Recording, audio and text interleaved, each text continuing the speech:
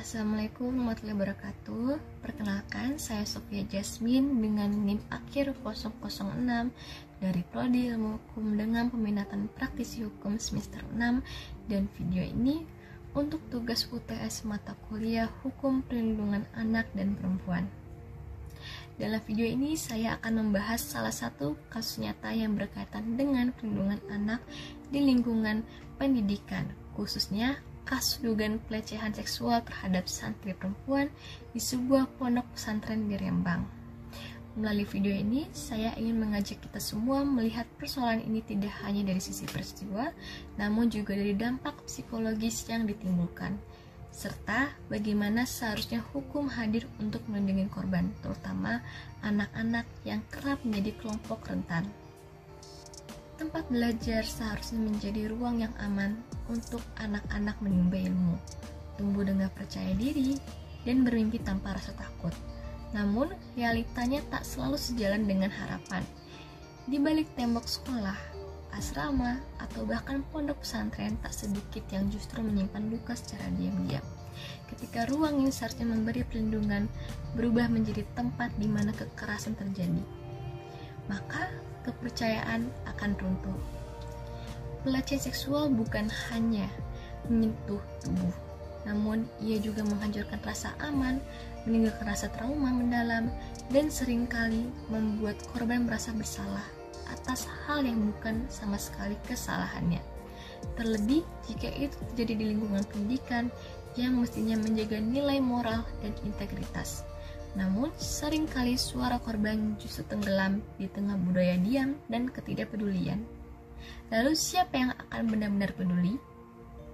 Ironisnya, tak semua pelaku langsung ditindak dengan tegas.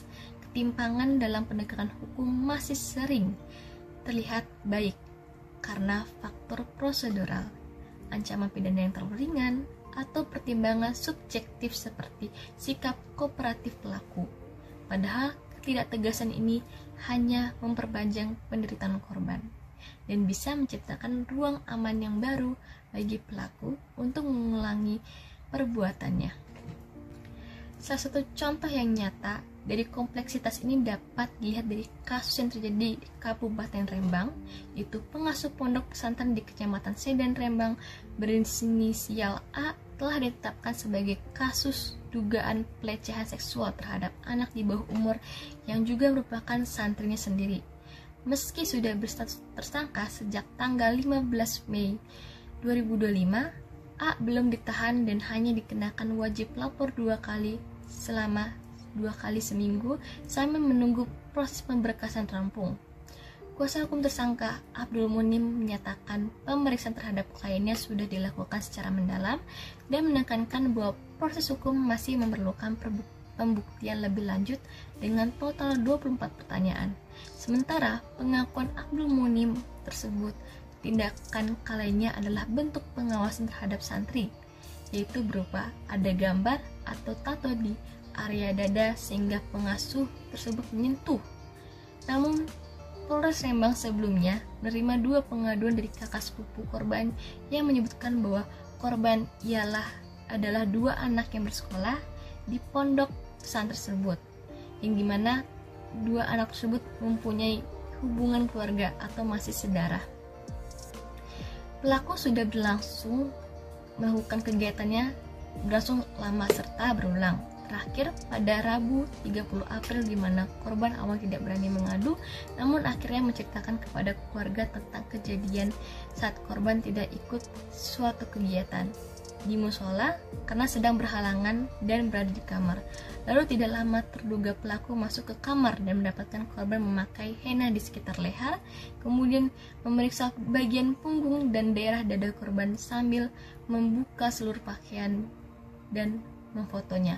Sementara itu, kuasa hukum korban dari LPBH NU, Didik Edi Kuswanto, mengatakan salah satu korban mengaku mengalami pelecehan pada Sabtu 2 Mei 2025 dan satu korban lain pada waktu berbeda, hingga akhirnya kedua korban memutuskan keluar dari asrama.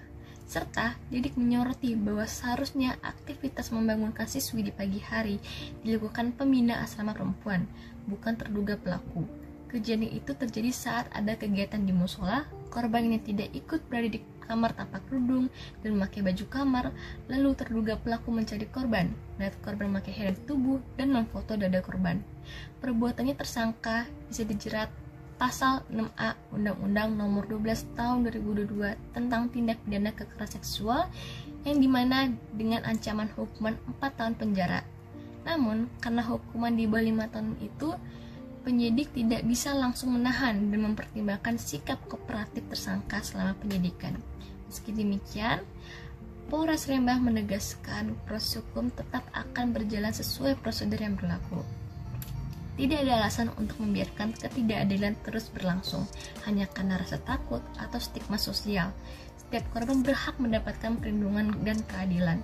Oleh karena itu, penting bagi siapapun yang mengalami atau mengetahui tindak kekerasan seksual untuk segera melaporkan ke lembaga atau instansi yang berwenang seperti Unit Pelayanan Perempuan dan Anak atau yang disingkat UUPPA, Komnas Perempuan, atau lembaga bantuan hukum. Yang dimana suara korban tidak boleh dipadamkan, diam bukan pilihan, melapor adalah bentuk perlawanan, sekaligus langkah pertama menuju pemulihan. Sekian edukasi dari saya, terima kasih atas perhatiannya. Wabillahi taufiq wal hidayah. Wassalamualaikum warahmatullahi wabarakatuh.